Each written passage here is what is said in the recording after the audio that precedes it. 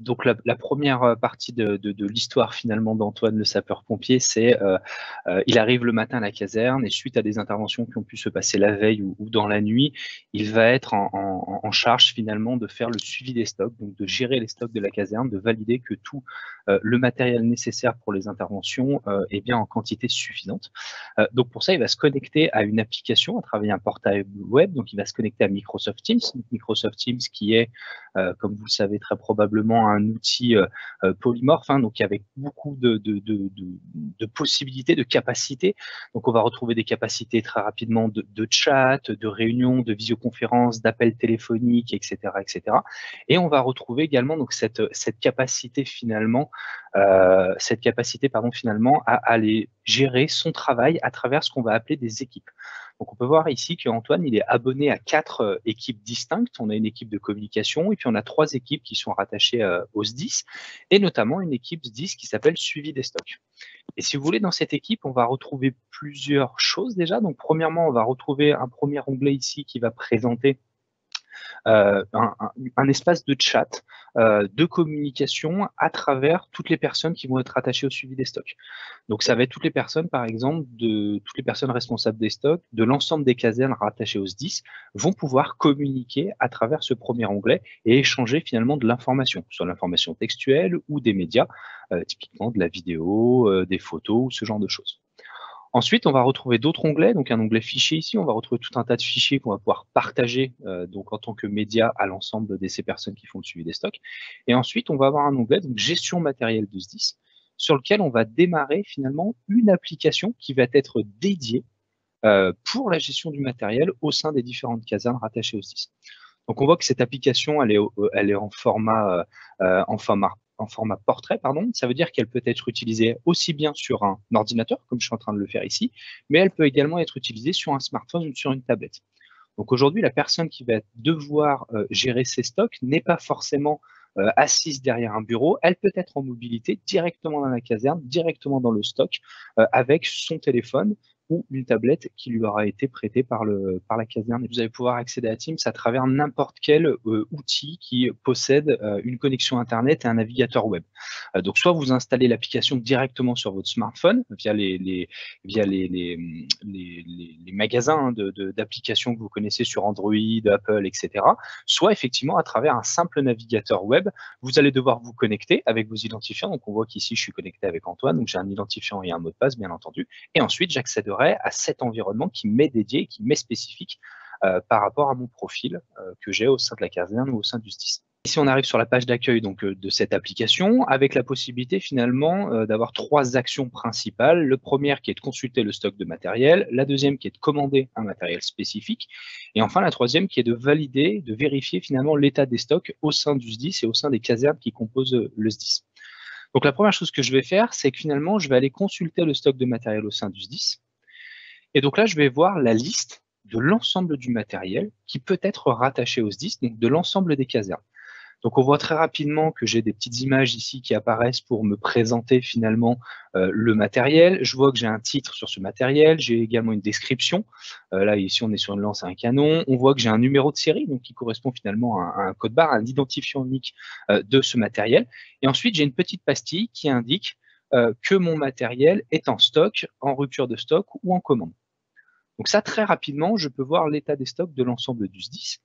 Et je peux également, avec cette partie recherche ici, aller directement filtrer, par exemple, sur tous les flexibles qui se trouvent rattachés au Antoine, tu SDIS. es épaté par ta connaissance du matériel utilisé dans les SDIS. En tout cas, c'est remarquable. Hein. Effectivement, passer nuit et jour à essayer de comprendre quel Mais était le on type de travaille, matériel. c'est très bien. Pour ceux qui nous Très bien, écoutent et qui sont pompiers professionnels, on est super vous avoir un petit peu impressionné, mais bon, on reste exactement. des amateurs. Exactement. Et donc là, en fait, ce que je peux voir très rapidement, c'est que suite à une intervention cette nuit, j'ai un flexible de type A qui a été endommagé par les intervenants, enfin par les pompiers sur le terrain. Et en fait, je me rends compte que à la fois ce matériel est manquant au niveau de ma caserne, mais qu'il est aussi en rupture de stock au niveau du SDIS. Donc là, on a un petit souci, on n'a plus ce matériel-là, il va falloir le remplacer le plus rapidement possible. Déjà, je peux cliquer sur ce matériel pour vérifier que c'est bien celui-ci qui a été endommagé cette nuit. On voit ici qu'on a le nom du matériel et également la description, donc notamment le diamètre du tuyau, etc., etc. Donc pour bien valider qu'on est bien sur le bon matériel, c'est bien celui-ci que je vais commander. Donc là, je vois que ce matos, il est effectivement en rupture. Donc je vais pouvoir passer commande en allant sur le petit chariot. On va retrouver effectivement sur la commande de matériel deux grandes possibilités. La première, ça va être de scanner. Donc là, je ne vais pas pouvoir scanner parce que forcément, je suis sur un ordinateur portable, mais imaginons, comme je vous le disais tout à l'heure, qu'on est en train d'utiliser l'application via un smartphone ou une tablette, donc qui possède un appareil photo.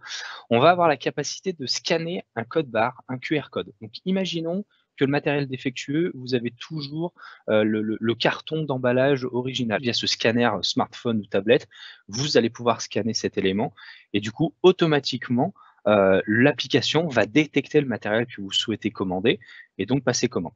Donc ça, c'est la première possibilité que vous pouvez avoir. Sinon, vous avez la liste ici de tout le matériel qui est en rupture. Donc on voit que la liste ici est beaucoup plus restreinte que ce qu'on avait tout à l'heure, puisqu'on ne présente dans un premier temps que le matériel qui est considéré comme étant en rupture. Donc je vais Et retrouver alors bien ça, entendu du coup, c'est le matériel qui est en rupture sur tout le SDIS. le matériel qui est en rupture dans tout le SDIS, tout à fait. Parce qu'il est possible que j'ai plus d'un matériel dans ma caserne, mais qu'il y en ait dans une autre caserne. Et ça, on peut aussi le voir, du coup. Ouais, on le verra peut-être juste après la commande. On a la capacité, avant de commander, si l'on souhaite effectivement, de vérifier si dans une autre caserne voisine, il n'y aurait pas cet équipement également. Mais là, on est bien sur une rupture de stock au niveau du SDIS, tout à fait. Donc là, je vais commander mon flexible A. Donc pour ça, je vais simplement cliquer sur le petit plus ici. J'ai le récapitulatif de mon matériel. On valide bien que ce soit le bon. Et en bas à droite, ici, je vais pouvoir indiquer le nom de pièces que je souhaite obtenir pour le 10. Donc là, je vais par exemple noter que je veux 8 flexibles de ce côté-là. Je vais simplement valider ma commande ici. Et là, on voit que ma commande, elle a été envoyée pour approbation. Ça veut dire que la commande n'a pas été faite directement au fournisseur ou à la centrale d'achat. On est en train de faire ici remonter l'ensemble des demandes au niveau des services généraux du SDIS. Donc, typiquement, de notre collègue Pierre, donc, qui est personnel administratif, qui lui, dans un onglet dédié ici gestion de demande, va retrouver l'intégralité des demandes qui ont pu être faites dans l'ensemble des casernes appartenant au SDIS. D'accord. Et donc, du coup, lui, Pierre, qui va être la personne qui est en charge de faire les demandes auprès de la centrale d'achat, peut-être, il va pouvoir tout centraliser, faire ses demandes quand il a prévu de le faire ou en urgence si c'est vraiment un besoin, et centraliser toutes les demandes, envoyer le matériel, gérer la livraison pour que tout le monde soit approvisionné en temps et en heure. Exactement, tout à fait, tout à fait. Donc là, on est bien sur une vue qui consolide, qui centralise l'ensemble des demandes des casernes rattachées à ce SDIS-là. Et donc là, on peut voir typiquement qu'aujourd'hui, sur la caserne de Lyon-Croix-Rousse, donc celle à laquelle je suis rattaché, il y a une commande de flexible A de 8 pièces. Et donc on voit qu'actuellement, il y a un état de la demande qui est à traiter, ce qui veut dire que les services généraux ne l'ont pas pris en compte pour le moment, et que justement le personnel administratif, via cette vue consolidée, va pouvoir passer commande de manière plus globale de l'ensemble du matériel qu'il est nécessaire d'avoir pour le SDIS et pour les casernes. L'autre intérêt sur cette vue, c'est que je peux également grouper, filtrer par caserne ou par autre information. Et je peux voir, par exemple, sur la caserne sur laquelle je suis rattaché, donc à Lyon-Croix-Rousse, qu'il y a déjà plusieurs demandes qui ont été faites. On voit qu'il y a des demandes qui sont en cours, des demandes qui ont été validées, des demandes qui sont à traiter, etc. Donc, par cette vue, également, en tant que pompier responsable du stock dans une caserne, je vais avoir la visibilité sur le matériel de ma caserne qui est en cours de commande.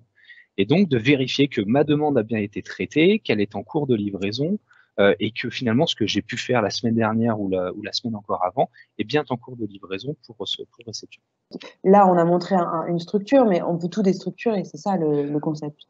Oui, complètement. Ici, on est effectivement sur une liste de catalogues de pièces. On pourrait très bien être sur du matériel, par exemple, pour du matériel médical, de suivi des médicaments qui sont disponibles dans les différents camions pour les interventions. Là, tu le disais pour les masques, s'assurer qu'on ait bien tous les protocoles sanitaires qui sont corrects, sinon passer commande ou en tout cas alerter qu'il y a des problématiques de ce côté-là. On a aussi cette capacité, bien entendu, de traiter finalement pas seulement du matériel, mais demain peut-être de l'humain. Encore une fois, toutes ces données, elles sont stockées aujourd'hui sur des serveurs Microsoft qui sont certifiés HDS, donc hébergement des données de santé, qui est un agrément qui a été obtenu par Microsoft de la part de l'État français il y a un peu plus de 2 ans maintenant, et qui permet effectivement de stocker des données sur les serveurs de Microsoft qui sont rattachés à de l'humain. On a fait un petit peu la première partie de la matinée d'Antoine, puisqu'on était dans l'idée de passer la journée avec lui. L'idée, c'était de voir aussi avec lui comment il peut continuer sa journée, et notamment dans la logique de communication et d'interaction avec ses collègues, qu'ils soient dans sa caserne ou dans une autre caserne. Effectivement, effectivement. Donc, si on revient sur cette partie démo, donc dans un premier temps, on était effectivement sur l'équipe suivi des stocks, et maintenant, on va passer sur une autre équipe, donc qui est l'équipe opérationnelle, dans laquelle on va retrouver un petit peu la même structure avec cette partie finalement chat avec l'ensemble des acteurs rattachés à cette équipe et donc potentiellement rattachés au SDIS. On peut voir déjà qu'il y a des communications qui sont faites par rapport à des personnels administratifs qui pourraient demander des informations par rapport à une intervention en cours, etc. On voit qu'il y a des réponses qui sont faites sous forme de médias, ce que je vous disais tout à l'heure, hein, du pur chat textuel, mais on peut avoir également des photos, des vidéos. Typiquement, on peut voir dans l'onglet ici fichier que je vais retrouver, par exemple, au niveau d'opérationnel, l'ensemble des procédures peut-être que je pourrais avoir au niveau du SDIS qui pourraient être intéressantes lors d'une intervention, d'avoir un petit récapitulatif de la procédure, je sais pas, pour sécuriser un accident de la route, pour sécuriser suite à un incendie ou ce genre de choses. Donc on voit qu'il y a tout un tas de possibilités effectivement qui nous permettent de stocker à la fois du texte visuel, du texte, mais également des données de type média. On peut voir là que je viens d'avoir une petite pop-up, une petite notification qui vient d'apparaître donc au niveau du chat. Donc pour ça, je vais pouvoir aller dans le chat ici et je vois en fait que Ambre, donc au niveau du SDIS, au niveau de la centrale du SDIS, est en train de m'écrire et donc me chatte en direct. Donc on voit qu'on a tout cet aspect C'est de chat sympa, également. cette personne, dis donc, tu as des collègues de qualité. Exactement. Alors, je pense qu'il manque le tu, mais est-ce que je sais si Lucille est disponible aujourd'hui? Alors, je vais pouvoir répondre. Bonjour Ambre, non, je n'ai pas d'informations. C'est fou, ce manque d'informations, c'est terrible. Exactement.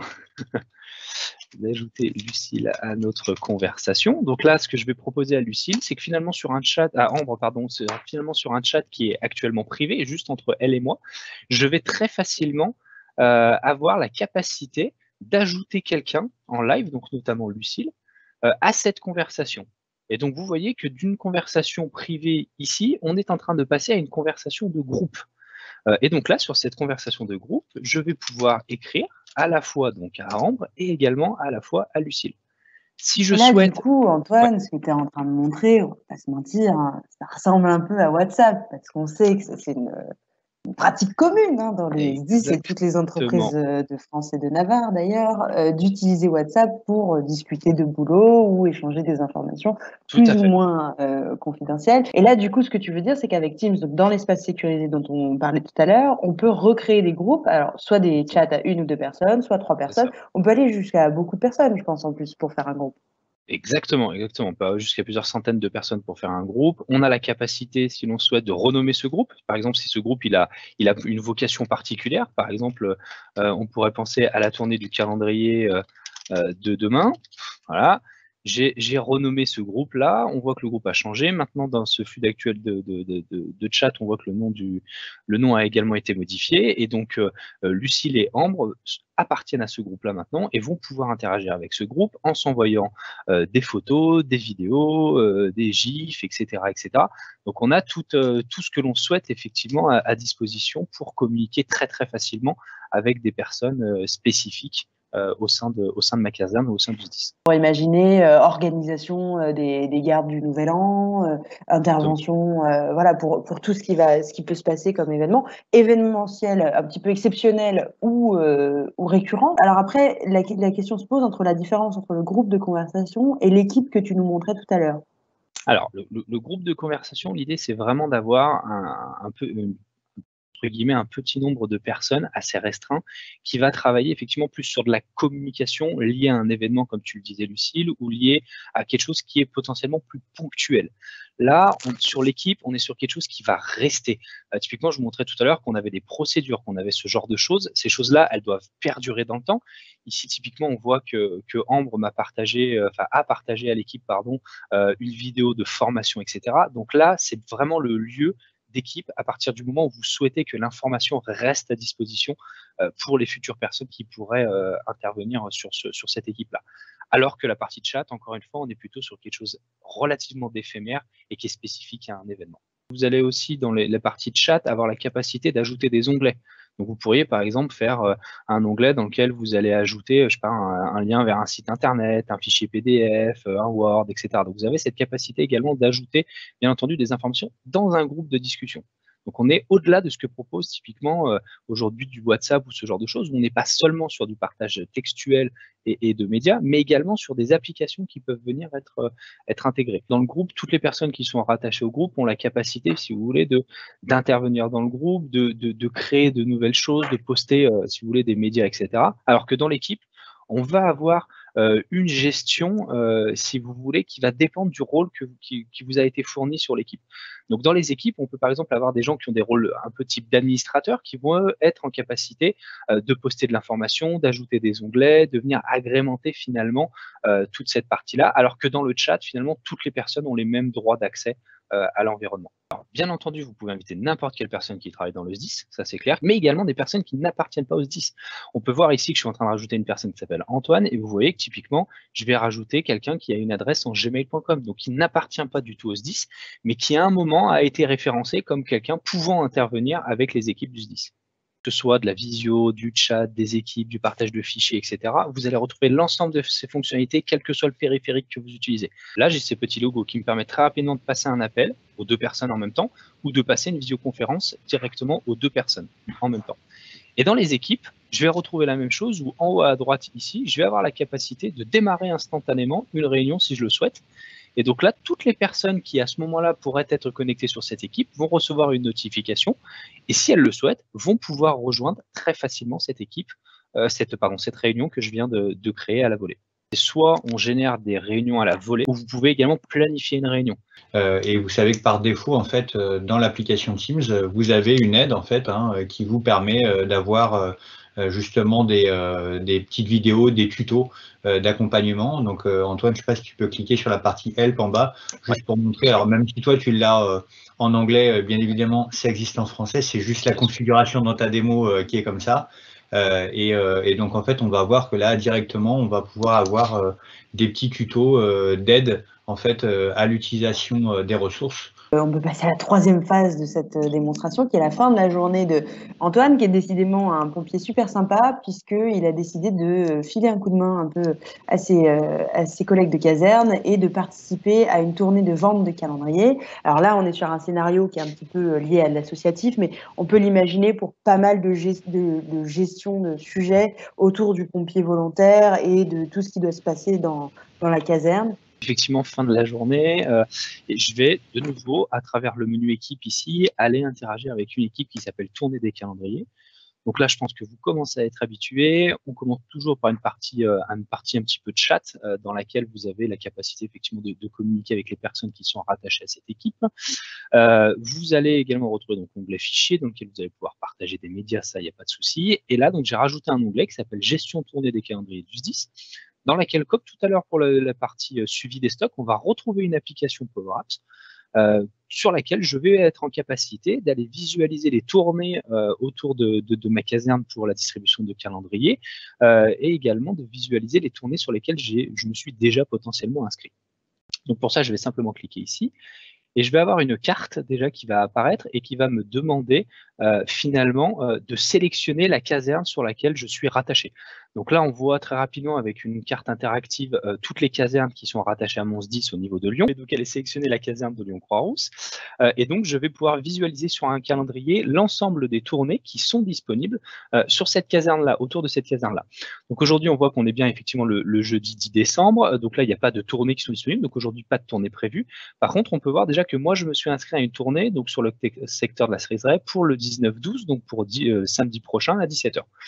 Ce qu'on peut voir ensuite sur ce calendrier, c'est qu'à chaque petit point rouge en dessous des dates, en fait, ce sont des tournées qui ont été planifiées, prévues en avance. Donc vous voyez, quand je clique sur demain, par exemple, j'ai deux tournées qui sont prévues, une sur les pentes de la Croix-Rousse et une autour du collège Clément Marot.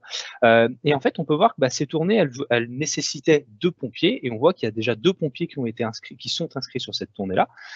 Donc, j'ai pas besoin spécialement de m'inscrire. Par contre, on voit qu'au-dessus d'autres dates, on va retrouver donc des petits logos de warning, et en fait, ça veut dire que tout simplement, sur ces dates-là, il y a des tournées qui actuellement n'ont pas le nombre nécessaire de pompiers qui ont pu s'inscrire.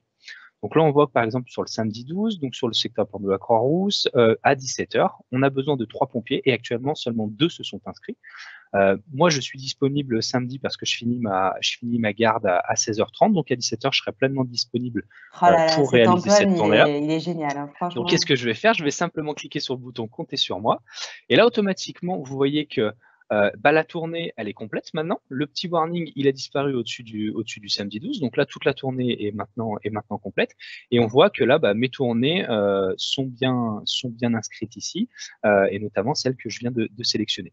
Ce qui est intéressant sur la liste des tournées ici, c'est que 1 heure avant la tournée, l'heure définie par la tournée, je vais recevoir une notification par email me rappelant que je me suis inscrit sur cette tournée-là et que dans 1 heure, je vais devoir me rendre disponible pour aller faire la distribution des calendriers.